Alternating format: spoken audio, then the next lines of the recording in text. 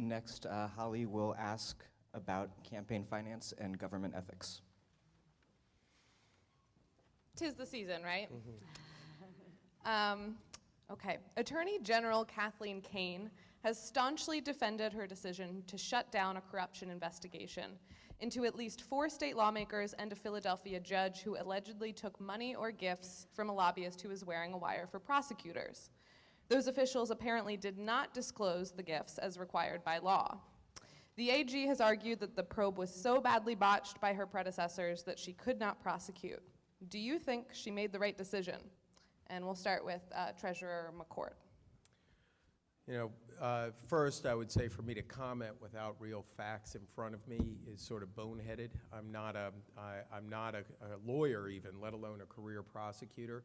I do know Kathleen Kane well enough to believe that when she had all the facts in front of her and listened to the tapes and so forth, she made a decision that she thought was best. I will add, and this needs to be very, very clear from anybody running for governor, that if anybody did what's alleged here, if anybody knowingly pocketed cash with the intention of not reporting it, we need to call that corrupt behavior. We need to say that person shouldn't be in public office. That's just wrong. We need to talk about it. We need to let people know Pennsylvania won't tolerate corruption, period. I will also add that there does seem, in addition to having an ongoing investigation in the Attorney General's office and an ongoing investigation now, or one that's starting up in ethics, the ethics panel in the state legislature, I think we need to continue the conversation about the possibilities of racial bias in prosecution. Whether it happened here, I don't claim to be an expert, but there's tons of data that show when it comes to sentencing, when it comes to investigations, when it comes to arrests, there is racial bias, and it's something we ought to be talking about openly and on an ongoing basis. Thank you. Secretary McGinty. Thanks very much. For me, first and foremost, if this doesn't tell us we need an absolute no loopholes, no exceptions, no asterisk gift ban in public service, I don't know what would tell us. So number one, I am for that absolute total gift ban and would hope that we would act now as a Commonwealth immediately to put that in place.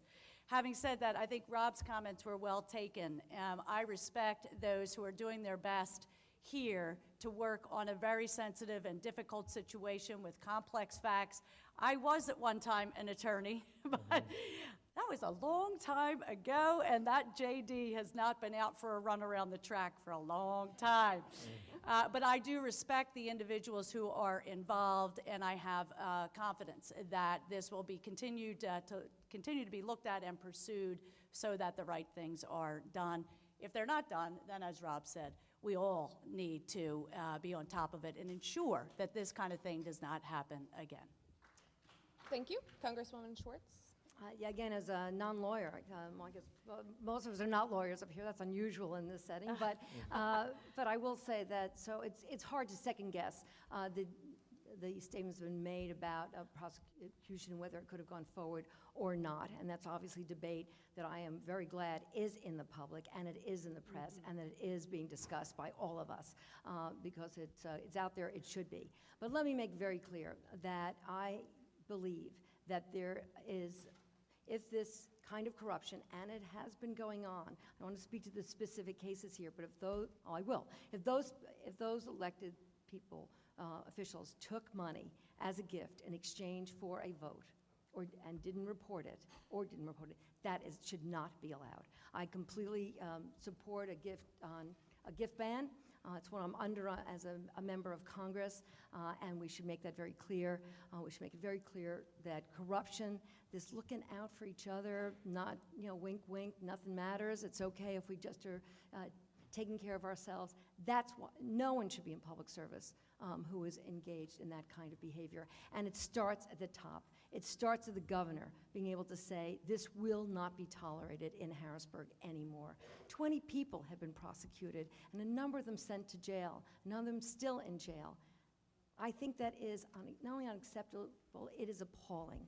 And it is that culture of corruption, that willingness to not stand up and call times up on this kind of corruption that actually is hurting public confidence in government. And as governor, I will not tolerate it. I will make sure that there are the kind of ethics investigations, I'm sure the kind of standards that will restore public confidence in who's elected. Thank you. Auditor General Wagner? Let me make it clear that there's a whole lot of improvements that need to be made in campaign finance reform. And we could have an entire session devoted to that. Elected officials should not accept cash. And I've been an elected official for a very long time, I think longer than anyone up here at various levels of government. I do not accept cash. It's that simple. You can accept it and report it, but if you accept it and you don't report it, you are in trouble. It's really that simple. And I have serious concerns about what I have read in the newspapers and the fact that someone's not doing what they should be doing.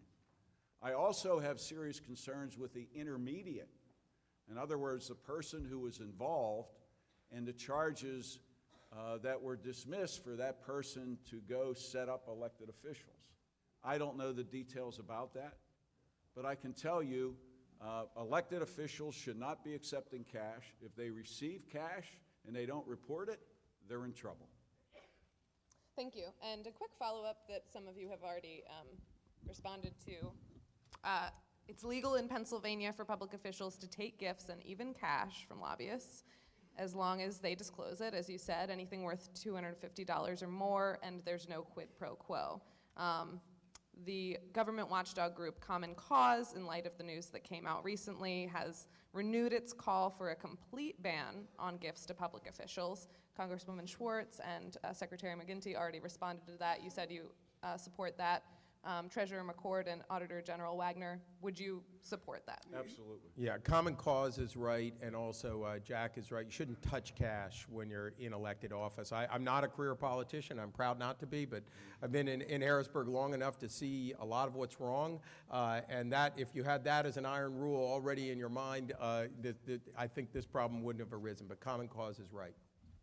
Holly? Great, thank you. Yeah, I just wanted to add one other thing, too, that I think is an important piece of the equation, and that is the governor's code of ethics. This governor has somehow interpreted that code of ethics that applies to the executive branch as the governor's code of ethics as not applying to the governor. That is unacceptable in every way. It's how he justified his trips to Rhode Island with a pal. Not acceptable. The governor's code of ethics also applies to the governor. Okay, thank you.